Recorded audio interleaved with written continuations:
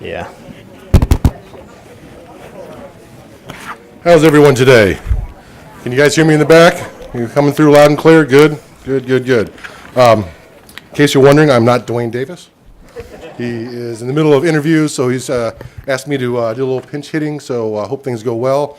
Regardless, I only have 5 minutes, so it can't go that bad, right? All right. We'll try to kick this off. Today's a great day, actually.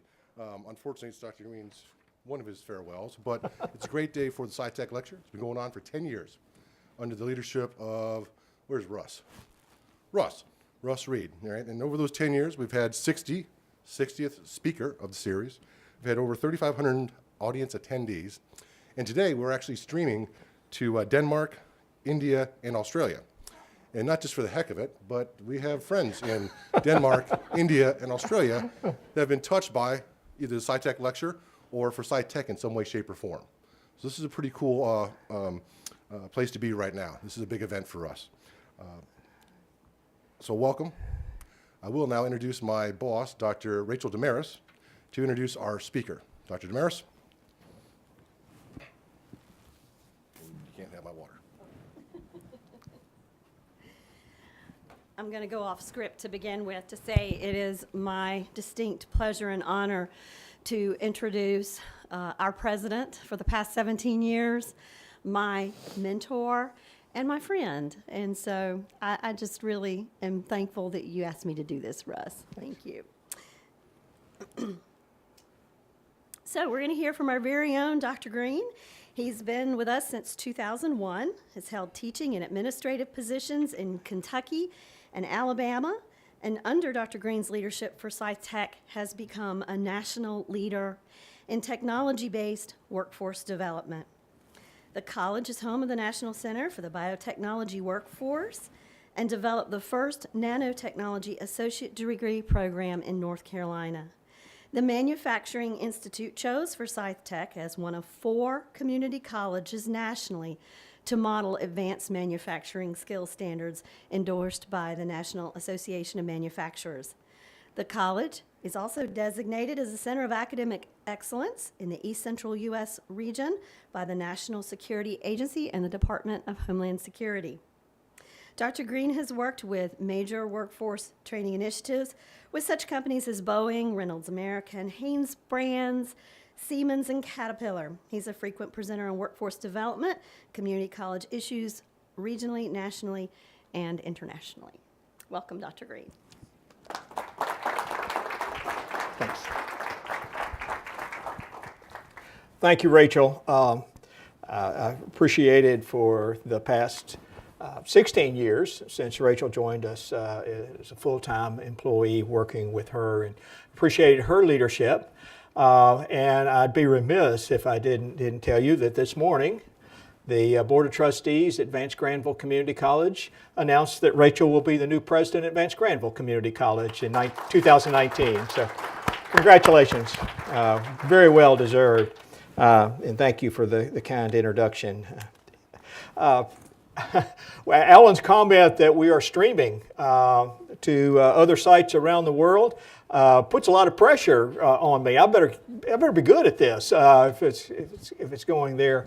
But welcome all of those that are here in the room today, and all those that are they're participating through our streaming capability.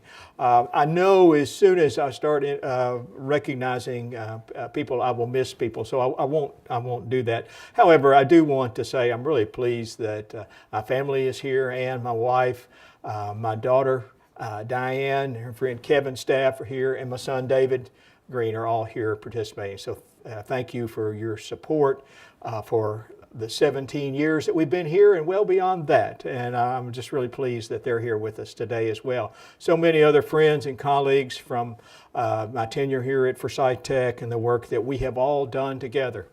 I feel like I have done very little myself. It's been the partnership with so many of you and so many others that have allowed us to get some special things done here. I really am honored that Russ would ask me to speak today, and I want to talk about what I've called signals from the future, creating the innovation workforce. As was mentioned, we've spent a lot of time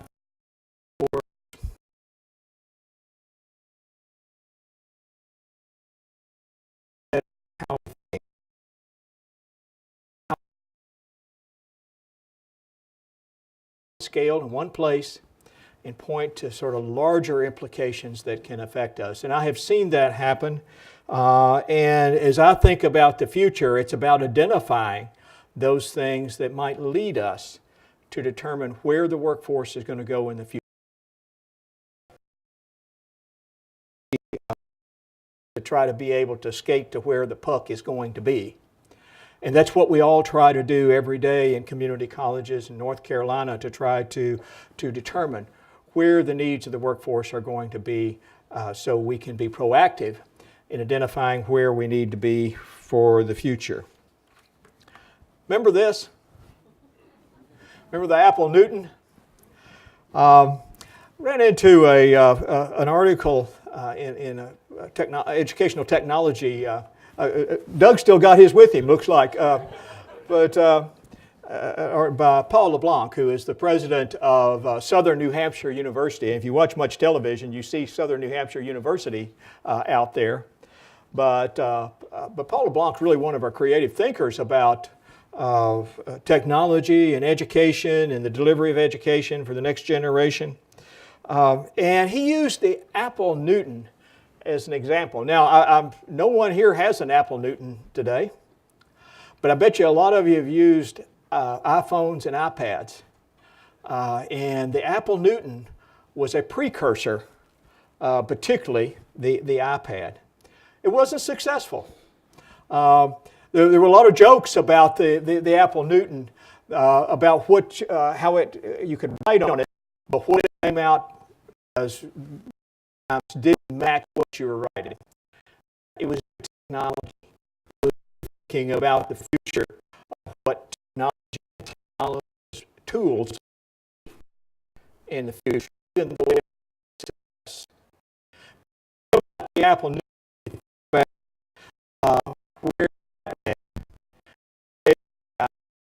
the creation of iPad,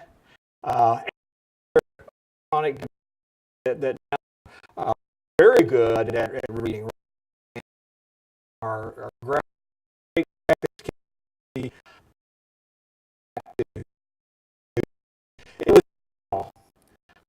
You know where things are going and where things might be in the future. And so when we think about the Apple Newton, you can think about it as something that signaled a change.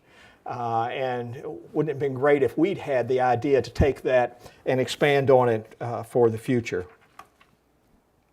A few years ago, Jeff Immelt, who at that time was the CEO and chairman of GE, said basically that GE was now a digital company. That industrial companies were in the information business whether they wanted to be or not, or whether they defined themselves as being that way or not. Now Jeff Immelt is no longer the CEO and chairman of GE. And when you think about GE and you think about the history of a company like GE, it's sort of one of those quintessential American manufacturing companies. We think of it as a manufacturing company. And it was very difficult to think about GE as being a digital company. You know, when you think about digital companies, usually you think about Microsoft, you think about Apple, you think about Oracle, you think about Amazon. You think about companies like that. But to think about GE as a digital company changed the way we have to think about manufacturing companies today. Now, GE's transformation wasn't greatly successful. Based on that comment and such, I wouldn't necessarily recommend you go out and buy GE stock. It may be good, I don't know. But the fact of the matter is, the thinking that was going on behind the transformation in American manufacturing shaped our world and shaped what we did at Forsyth Tech in thinking about where manufacturing was going to go and what advanced manufacturing was going to be. That manufacturing that is driven by science and technology today. And then there have been others, and there's been some right here. And as I thought about it, as I thought about an Apple Newton, and I think about GE, I couldn't help but think about our work right here in Winston-Salem. You know, I recall in 2001, the first meeting I had, the first of many meetings that I had with Dr. Richard Dean, who at that time was the president of Wake Forest Health Sciences. And I remember Dick Dean telling me of his plans for enhancement and growth of the Wake Forest University medical research capability, what the medical school could do and how it could move forward to become an even greater leader in medical research by all the measures that academic medical research organizations are judged, and that there could be great resulting spin-offs of all types in the knowledge economy if we could grow the medical school and could grow medical research right here in Winston-Salem. I remember him telling me that he felt like he could go out and find world-class researchers, and he did, to drive innovation in the medical school. But he knew that people wouldn't move to Winston-Salem for lab tech jobs, and they wouldn't move for IT jobs. And so I raised my hand. That's the community college role. Now, it's interesting that conversation almost coincided with some other conversations that were going on in North Carolina about the change in the economy in North Carolina, including those with the U.S. Department of Labor.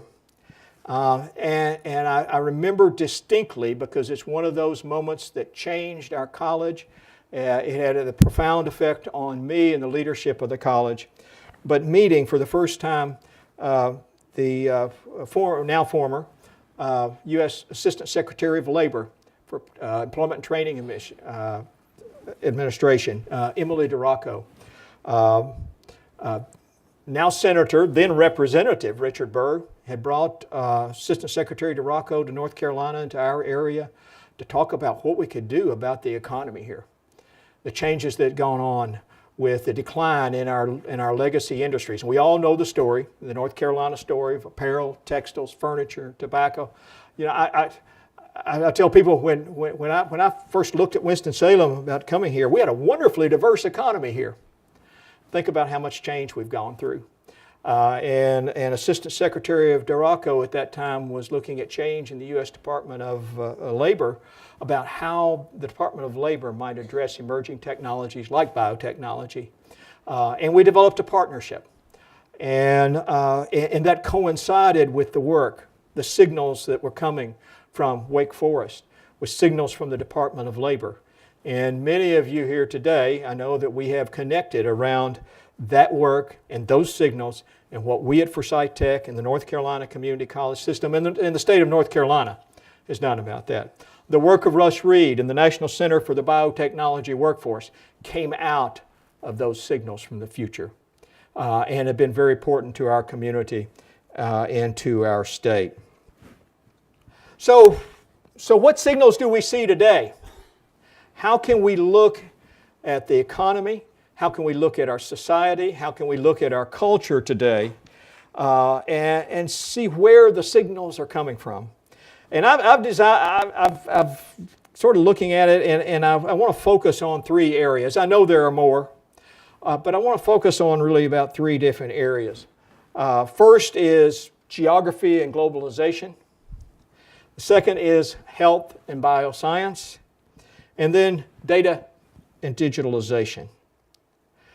I think all of these and the signals coming from all of these areas are very important as we frame the future and as we look at how we can define opportunities for the future and the future workforce right here. To start with, in the area of geography and globalization. Globalization is an interesting topic today, and you think about the progression of that over the last 10 years. You know, Tom Friedman, in his book "The World is Flat," talked about the convergence of technology, of communications, of trade, all in a way that flattened the world. And created a global economic community. Now, The principles behind that and some of the assumptions behind that are being challenged today. But when we think about it, I doubt very many of us think we're going to turn back the clock on the economy and the interconnectedness of the world that globalization recommends. North Carolina has seen that impact, certainly. If you look at North Carolina and you look at our region pre-NAFTA, and if you look at the changes that have occurred, we've seen that the economic change that we've seen is been driven in large part by globalization. But I would contend that geography also matters greatly. If you think about the geography of the American economy and change, you go back to the age of manufacturing. Manufacturing is still important, but the age of the industrial age, you see it referred to. Iron ore and steel were the core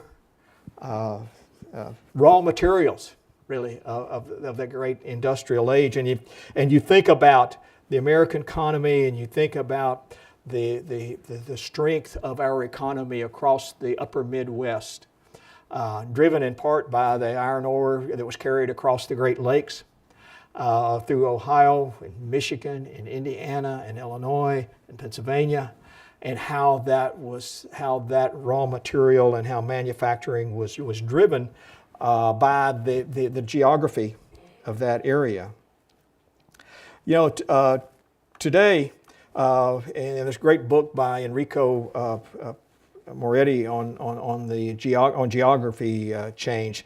But today, the large percentage of interconnected the cities with a high percentage of interconnected workers, high-skilled workers, are becoming the new factories of the information age and the technology age.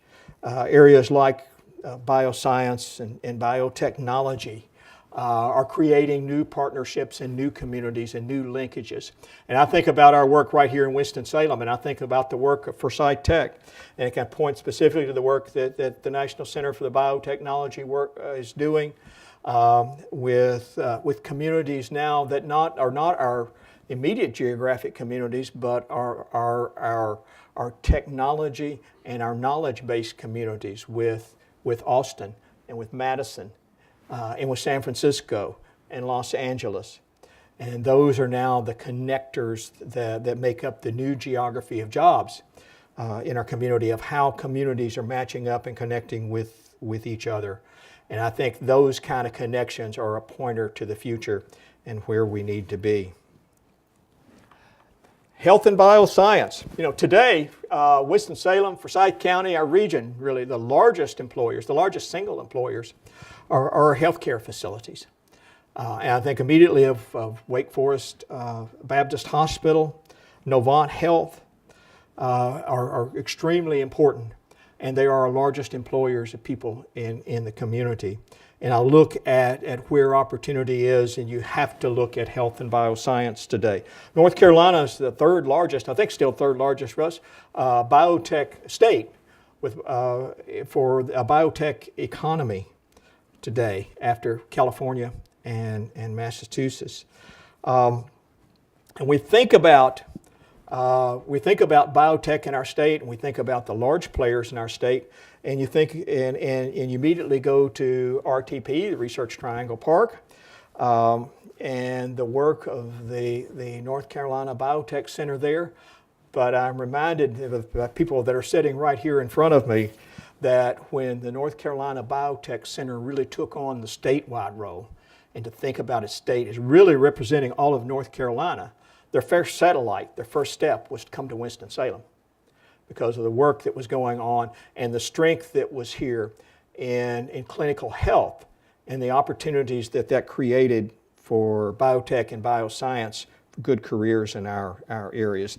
The biotech cluster that includes clinical health and includes much of the work that's going on in Innovation Quarter and the medical device areas with the recently announced expansion of Cook Medical here, continues to point the future and future opportunities for our community and for our workforce and for opportunities for our people. And then data and digitalization. The digitalization of everything today. There's Alec Ross, who was the senior technology advisor for the State Department at one time, wrote a book called Industries of the Future. And in it he said that data is the raw material of the information age. And I like that. I think in many respects that is true. What land was to the agricultural age, what steel and iron were to the industrial age, data is to the information age. And you can look no further than right here in our community at the work of INMAR and the role that data is playing across technology-based organizations in our community. But it's part of a larger digitalization, as I say, the digitalization of everything. There's a 2017 Brookings Institute study that called Digitalization in the American Workforce that explains that digitalization is creating and expanding opportunities in the American economy and workforce, but there's a big but it's requiring a significant improvement in education and training in order to have the highly skilled workforce populace that is going to be needed to take advantage of digitalization. It also it mentions Winston-Salem, the 100 largest, according to the Brookings Institute, the 100 largest metro areas in the United States. Winston-Salem is 78th in technology and in digital, in its digital economy, its digital workforce. It is third in North Carolina, after, as you might expect, Raleigh, after Charlotte, and then Winston-Salem.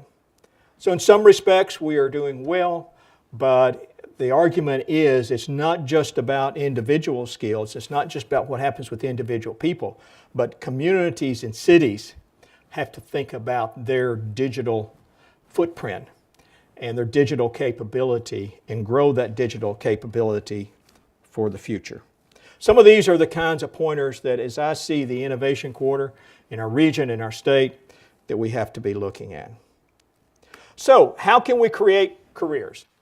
When I first started to do this slide, the first word I had in there is jobs. We don't talk much about jobs much anymore. We talk about careers, opportunities to build a ladder for individuals to have successful economic lives. So how can we create careers in the innovation economy from the signals that we see?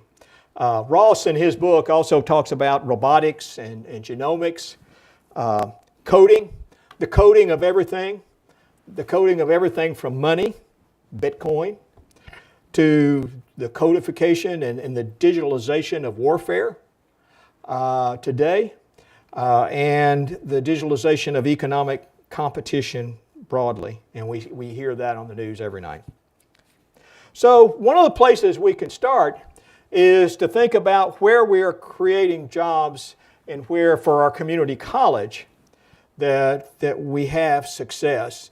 And it's been really interesting. I recently had our Director of Institutional Research and Data Support look at some information about what happens to our students afterwards. Now, one of the things we have to remember sometimes is our students, their goal is not to come to the community college. Their goal is to get through the community college and get into the workforce or go on to their senior institution. Now that may sound pretty obvious, but I think sometimes in how we've thought, that hasn't always applied. But what happens to our students after they come to us and after they go? So I looked at the top quartile of our students in a couple of ways. One is job placement in their field after 1 year. And it's a really interesting list with the percentages, and it so happens the top quartile is basically 90% placement and above for students who are coming through our programs. The top two at 100% after 1 year is global logistics and emergency medical science. Global logistics was a surprise to us as we looked at that. We knew we had a strong logistics program. We didn't know how strong or maybe how strong those opportunities were. But then after that, you see practical nursing, basic law enforcement, associate degree nursing, which leads to the RN certification, dental hygiene, respiratory therapy, fire protection, nuclear medicine, medical assisting, dental assisting, diesel and heavy equipment, office administration, and radiography. What do you see dominating there? Clinical health and bioscience. But you also see emergency services of various types, both law enforcement and fire protection. And you see other support, a few support programs. But the predominance of clinical health in terms of job opportunities where students can be placed almost immediately. Then there's another piece. They also come because they need economic opportunity. And the best paying careers after 3 years of completing a program at the community college starts with computer programming. Not too surprising, really, if you think about the digitalization of everything, the importance of coding today, but that programming. High order thinking, high order skills in computer technology dominates the computer programming area. After that, you then also see a mix of clinical health, IT and IT-based work, and some manufacturing work. Again, global logistics, very important. Mechanical engineering technology and electronics engineering technology. So I think about what the pointers for the future have been, and I think about where our students are succeeding as they go through our programs and as they look for careers. We find that those careers are in the innovation workplace, and it's in clinical health, advanced manufacturing, IT, the areas where we have made major investments and working hard to promote students among our programs among our students. So where do we look in the future, if that's the case? Well, there's some opportunities out there as we look at where the pointers are, and as we look at some of the capabilities and strengths that we have in our region for workforce and education. We look at IT, the growth of IT programming, of cloud services, of cybersecurity. We're very proud of our relationship, and it was mentioned earlier, our relationship with the National Security Agencies around growing the cybersecurity workforce, where we are a center for excellence and a regional center for supporting other community colleges and universities in developing cybersecurity education. It's a great opportunity for the jobs. It's a great threat to us. It's a great opportunity for jobs as we address that threat. Certainly in clinical health. In bioscience, R&D, and production, including genomics and tissue engineering and regenerative medicine, there continues to be great opportunities. In medical devices, in 3D printing and additive manufacturing, in the digital manufacturing technologies of tomorrow, in robotics. You know, we have a very strong welding program here at Forsyth Tech, and I'm really proud of the work that we've done and the improvements we've made in our welding program and the opportunities we're providing young people, and sometimes not so young people, to develop really good skills that apply in the manufacturing and construction sector with welding.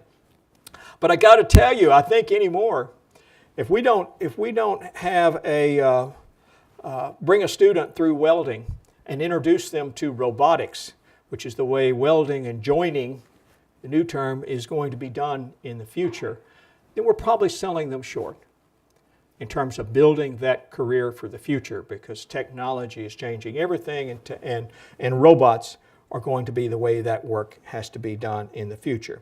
Think about that change. Welding has been thought of as one of those core manual skills today already, and certainly for tomorrow. That's going to be a digital skill. You've got to be able to program to do welding in the future.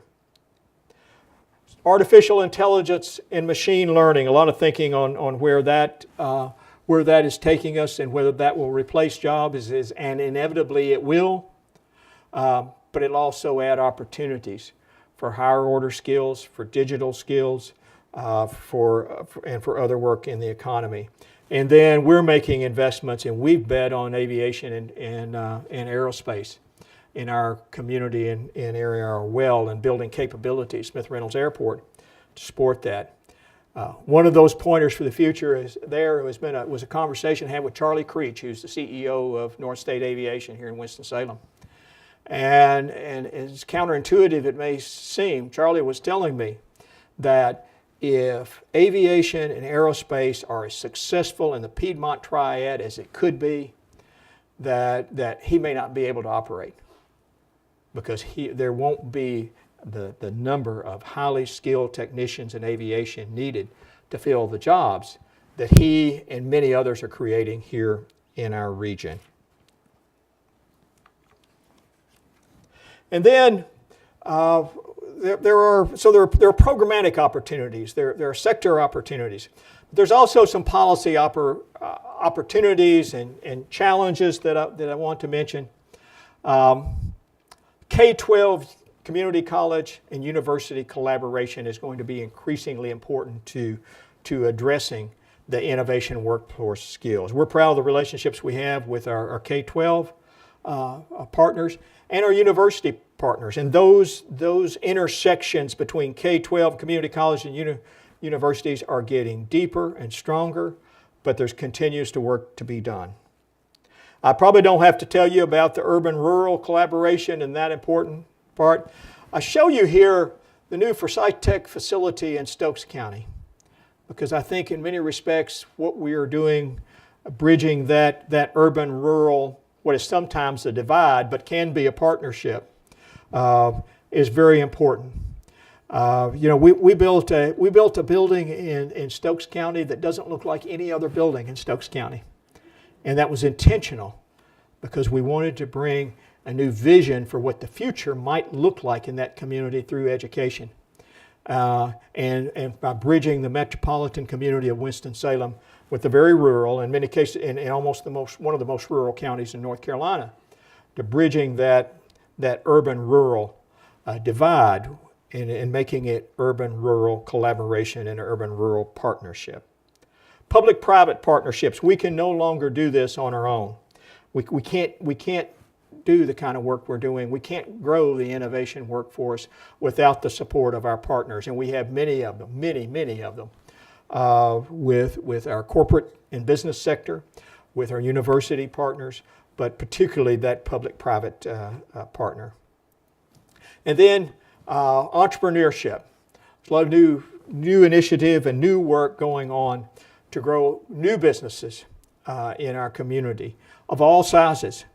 And innovation and technology-based entrepreneurship has to be a part of academia and has to be a part of educational programming for the future. And we have to be advocates for the right policies and the right kinds of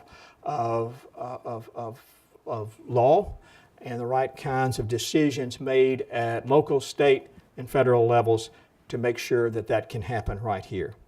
And then ultimately for us, it's about student success in the workforce pipeline. And those are the same thing. And I joined them because it's the same thing. Student success in the labor market, student success upon completion is the other side of the coin from community workforce development.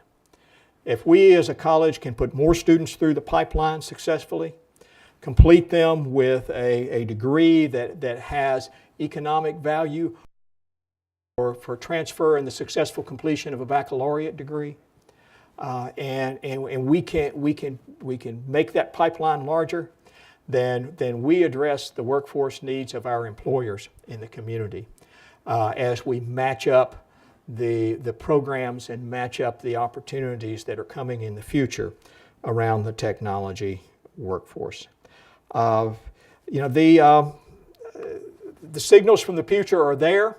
They're hard to read. Sometimes you don't get them exactly right. I can tell you some things that we didn't get right over the years, but we gave thoughtful consideration and thoughtful investments in where we felt like the workforce was going to go, and I'm proud of that list of the success for our students, both in terms of employment and the economic benefits of employment and what it's driven.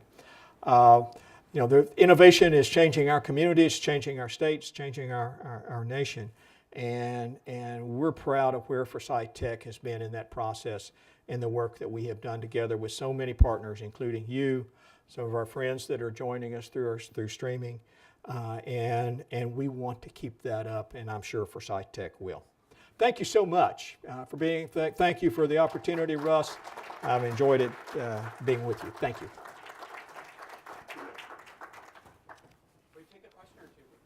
Yeah, sure.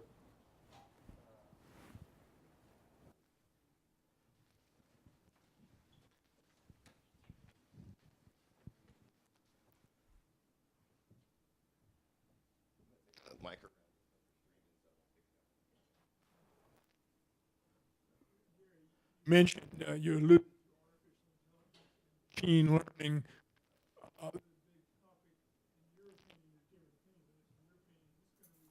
Job. I'm sorry, it's cut out, Bruce. Listen to your.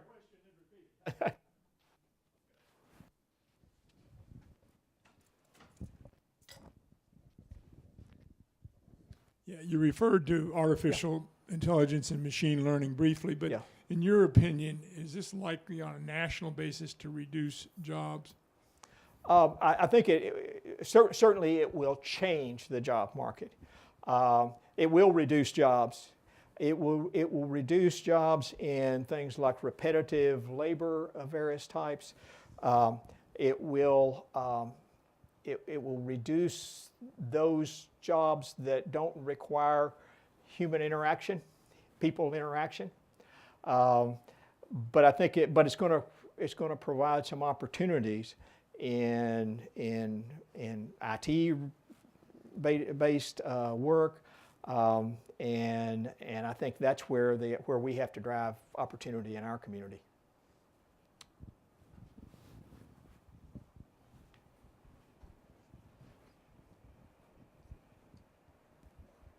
Gary, so we Yes. prepared for Dell and they came and went. You prepared for Caterpillar and they came and they're still here, sort of. Yeah, they changed. Could you speak a little bit about resiliency and agility and how do we prepare people to adapt to change? Yeah. I think part of what is so important in thinking about the kinds of education and technology that is going to drive jobs is that those are not necessarily organizational specific. And with the churn that you see in the economy today, and I think we're a great example of that. Dell was here for 5 years.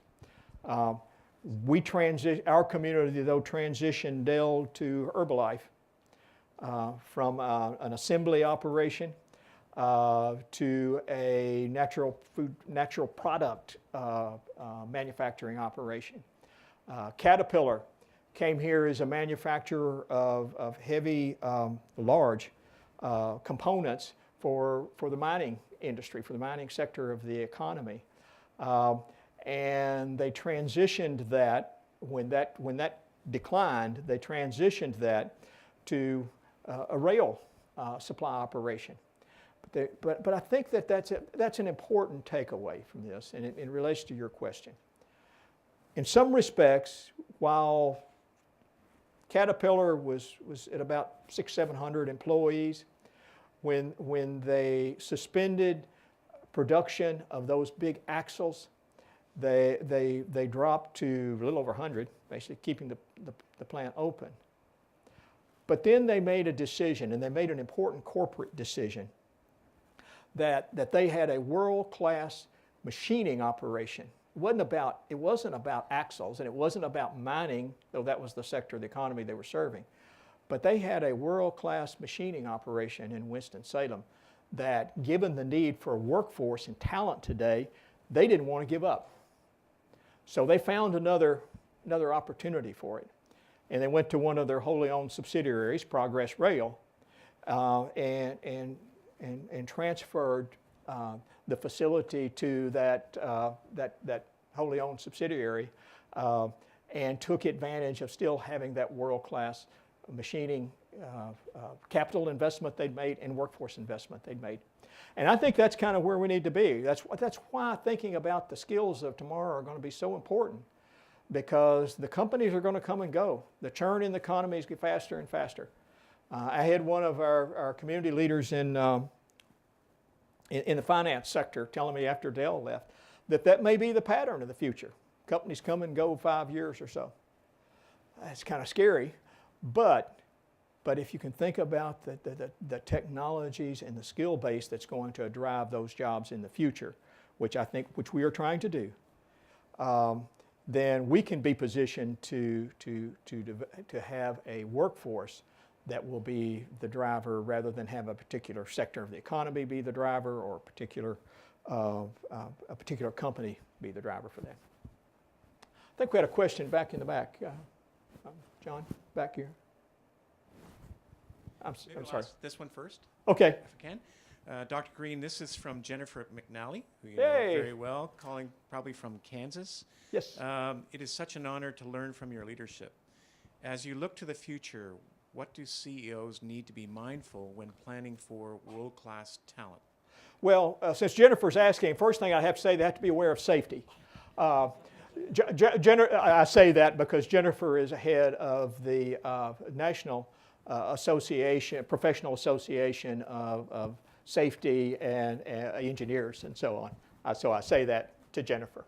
No, but I think that you have to be that we have to be aware of again sort of where the pointers for the economy are going to be.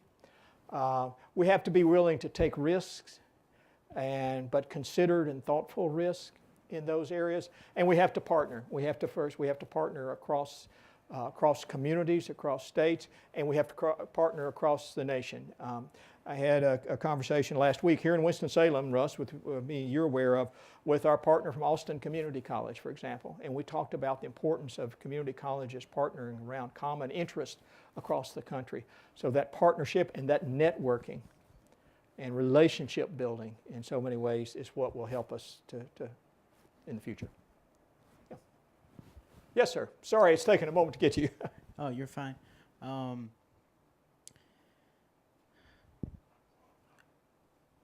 trying to think of a way to condense it. That's fine. But I'm originally from California. So the economy over there is completely different over there than it is here. Yep. Now, over there, they have more advanced technology. Agriculture is much higher, and obviously there's a lot more big businesses over there.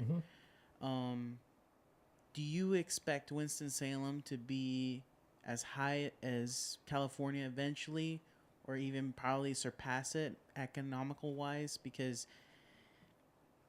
there's a lot of concerns work wise, because if you think about it, we have to, there's a lot of people that have to change their skill set. I mean, they already know how to do old school stuff, including, developing new skills for them can be a huge challenge.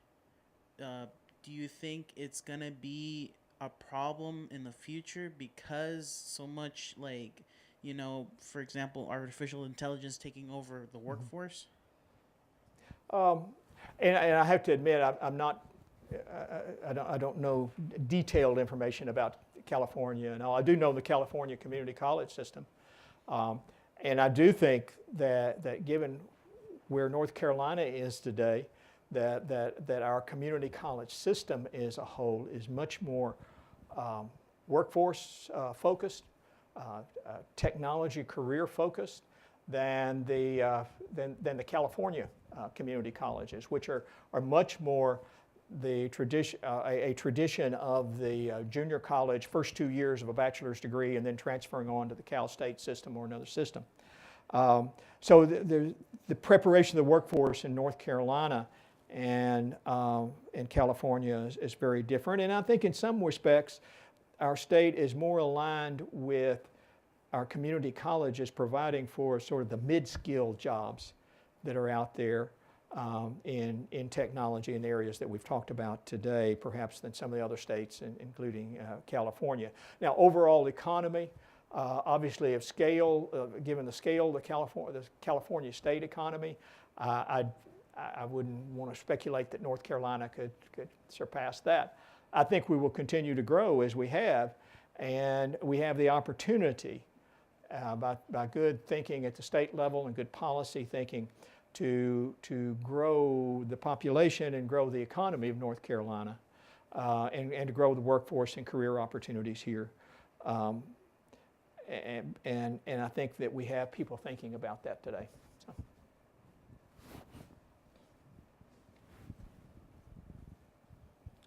So do you think that the way that degrees are designed will have to change the way that degrees are being offered? Because, for example, being welding, robotics, and programming, so how would the future in terms of degrees, what are you envisioning degrees are going to look like in the future? I think that's a really good question. I think degrees and academic programs are going to be built around sort of clusters of technology and skills that are needed, more than around very specific kinds of jobs. Well, you know, it used to be, and I think back, 10, 12, 15 years ago here at Forsyth Tech, we talked about how many programs we had. We were talking about, we got 200 and something programs. And now we say, God, we got 200 and something programs. We got to do something about that. It is completely flipped. So I think they're going to be built around core technologies and core skills, but less so around very specifics in the future. And I think we have to look at our curriculum that way. We are looking at our curriculum in that way.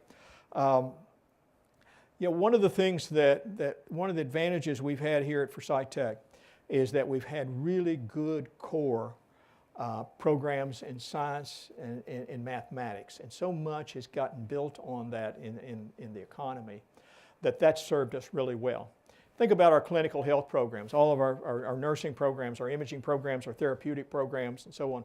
All of those are built on a core of biology and chemistry, and those core capabilities are very strong at this college. It allowed us to build, for example, the Biotech program that is among the largest in the state. It allowed us to build a nanotechnology program built on chemistry and physics and those foundational elements of material science because we had those core capabilities. Those core capabilities, including areas like IT, are going to be the foundational work, I think, that will drive then sort of clusters of programs in the future.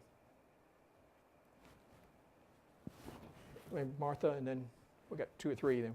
Yeah.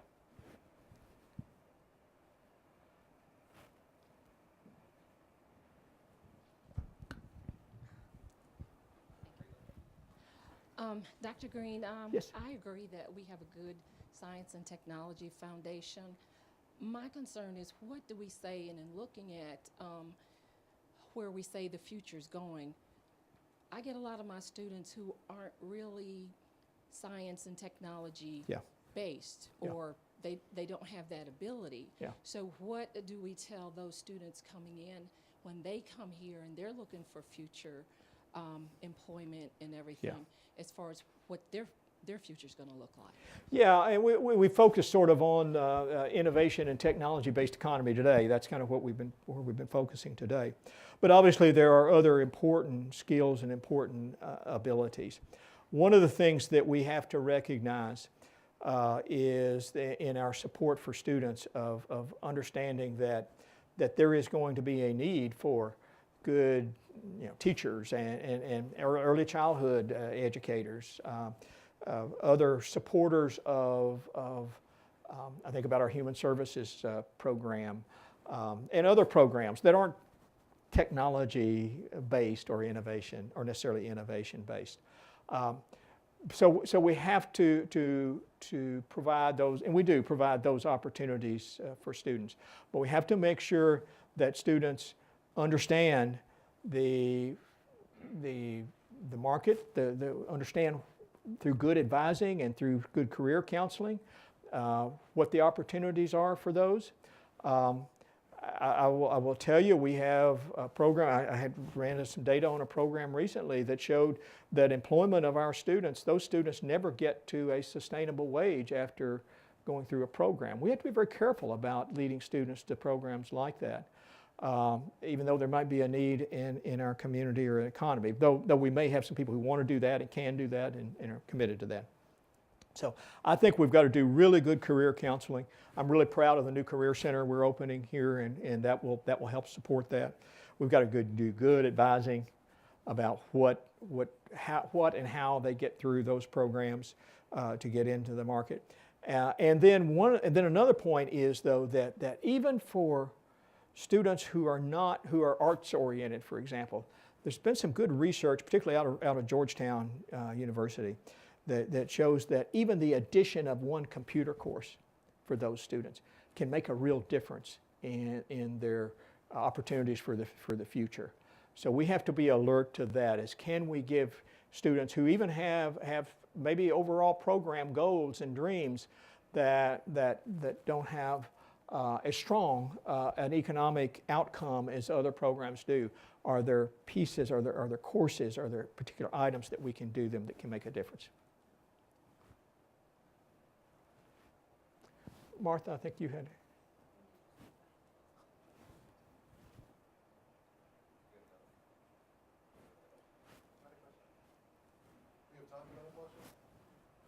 I think Martha had a question right here. He's the boss, right? So here's the issue. There's people that want to get in here at 5 o'clock. So Oh. there's a couple of things we want to do before 5. Oh, okay. You moved them? We have Oh, one we're on good to fifth. go. Oh, we moved them. Okay.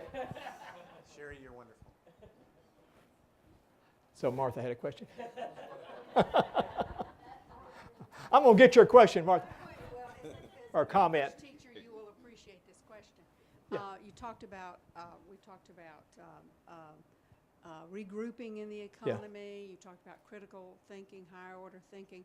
How do the humanities and the liberal arts play into this? Because no matter what we do, we have to understand history in order to understand geography. And we have to understand literature to understand that we're not the only people who've thought these thoughts before. Right. So how do we squeeze that in?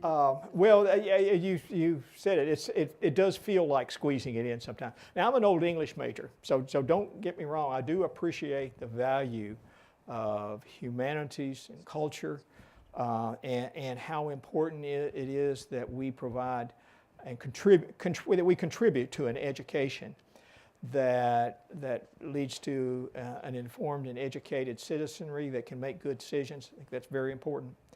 That our students come away with some appreciation and understanding of literature, the arts, music.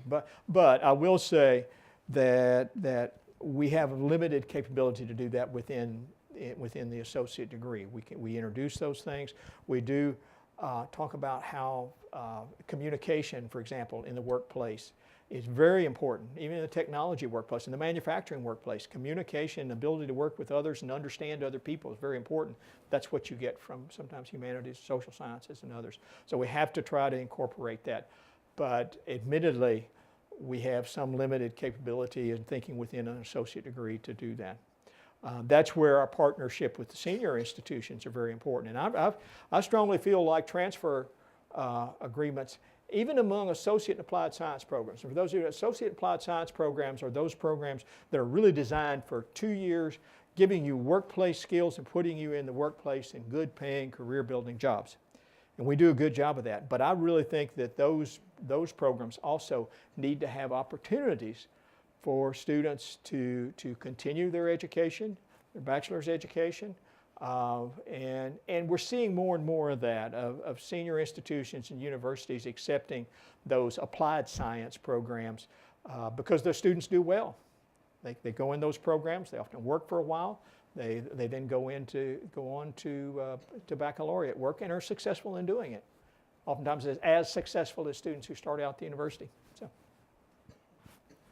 yes, sir. Maybe one more.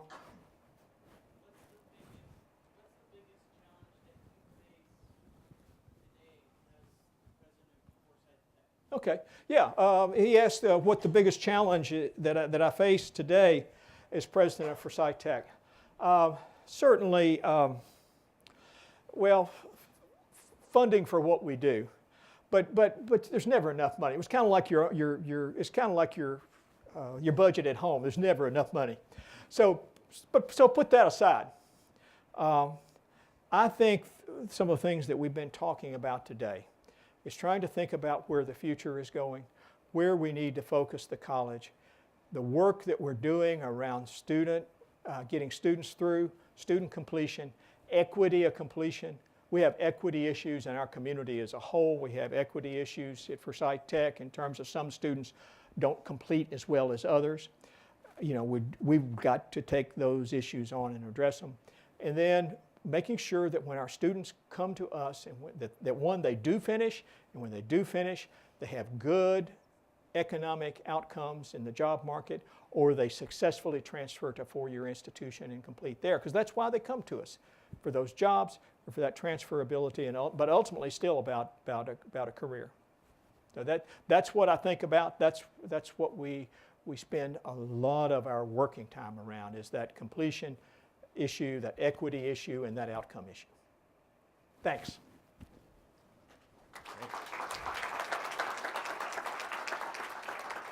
Dr. Green, I have a few people here that I'd like to have acknowledge your talk. Yeah. Nancy Johnson from the North Carolina Biotech Center, and our own Bill Green from the foundation. Great. And I'd like to call the Green family up to the stage if I could. Hey. So, Dr. Green, you have been a very inspirational leader, and I knew you before when I just came into town into Winston-Salem, and I just remember that conversation we had, and you're such an effective leader, because I wasn't sure I wanted to come to this college, but 14 years later, I'm very excited to have been here. I told you were supposed to come here. That's right. But there's a few other people that have wanted to say hi to you today, so I just, and they want to thank you. And I've actually got written documentation on this. I'm just going to do it very briefly so that you are aware of them. And one person is a fellow named Bill Dean. So hopefully that name resonates with you, and Bill's living in Asheville, and he sent me a nice email for you. Another one is Sam Taylor, who is the president of NC Bio. No, Sam? And Sam has sent a beautiful letter to express his thank you.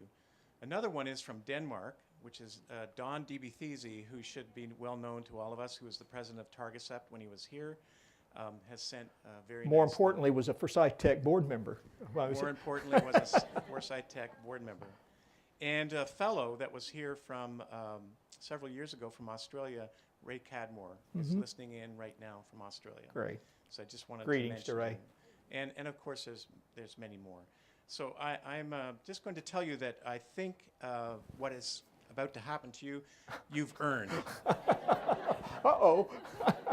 So traditionally with SciTech, and I'd ask anybody who was a SciTech speaker just to stand up now. Oh, great. It's great. We've had 60 speakers. Yeah. So if I can present this to you, Dr. Sure. Green, this is you finally got it. Finally reached the height. Congratulations. That's great. Thank you, Russ. And we have some smart people here at Forsyth Tech, as you know. And so our boss, Alan Murdoch, suggested we get new lab coats.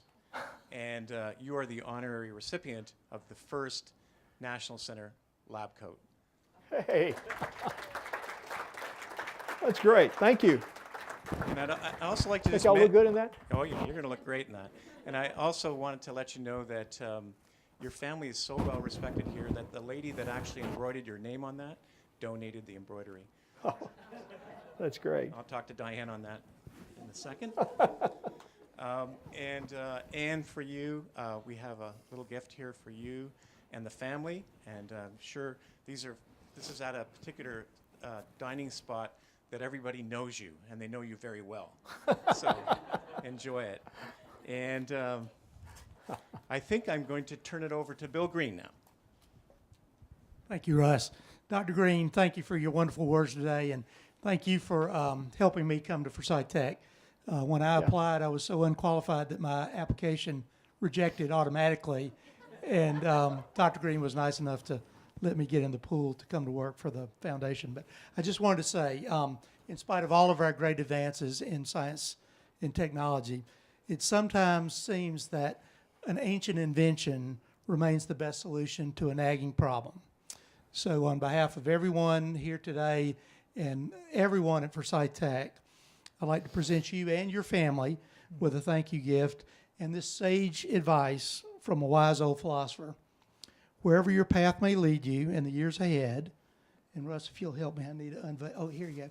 Wherever your path may lead you in the years ahead, whether near or far from these hallowed halls, remember that when it rains or snows, a good old-fashioned Forsyth Tech cap is still the best way to keep your head dry.